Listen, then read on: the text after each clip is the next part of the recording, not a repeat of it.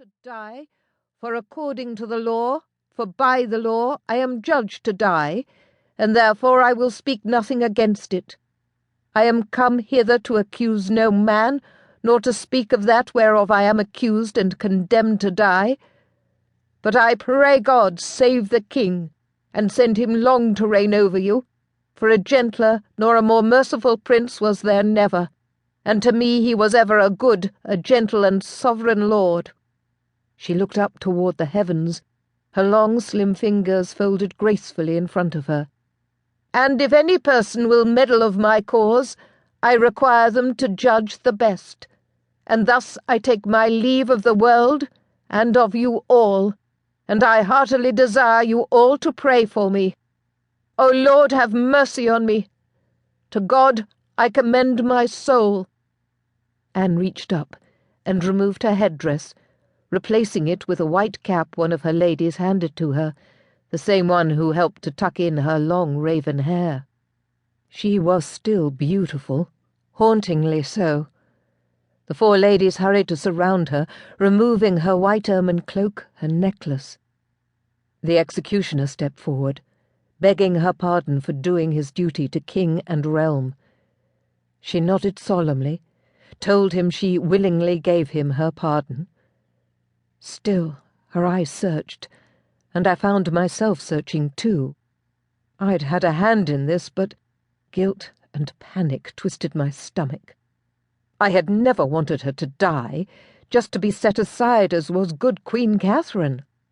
That is what everyone said would happen.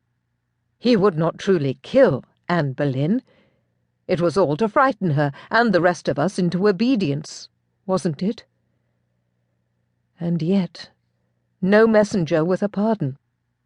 No one shouting for this debacle to end. Sweat trickled down my spine, and yet I was cold all over. The executioner bade her to kneel and say her prayers. She knelt on wobbly knees, her frame slender and stiff, eyes glazing over. Perhaps a moment of fear when she realized her execution was truly imminent.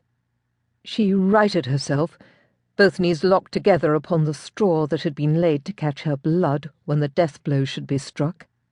I stifled the urge to run forward, to shout for them to stop, to beg my husband to search for the messenger who was surely on his way with the king's pardon. Another wave of panic seized me. I took deep, gulping breaths and tried to maintain my own noble bearing.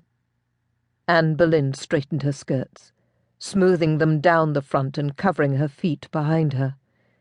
She turned toward her ladies, asked them to pray for her, then faced the crowd. "To Jesus Christ I commend my soul. Lord Jesu, receive my soul," she repeated over and over, her lips moving, twitching, her fingers clasped tightly in front of her. A moment of panic seemed to take control of her. She looked about her aimlessly, fingered her cap, muttered to the executioner that perhaps she should take off the cap. The man tried to console her that he would strike when she was ready.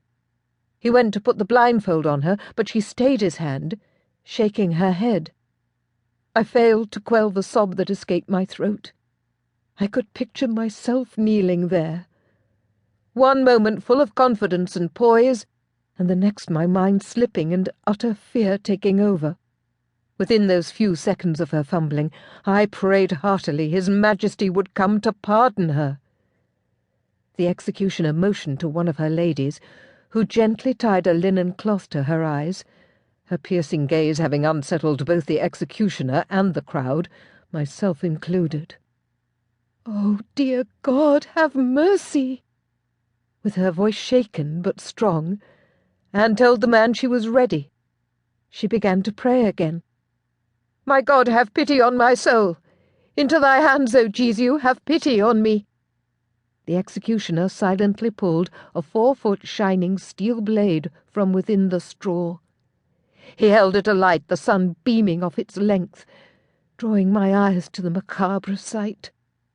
"Bring me the sword," he ordered loudly, as he tiptoed behind her from the other direction. The man was tricking her about where he stood. Anne turned her head, not aware he was no longer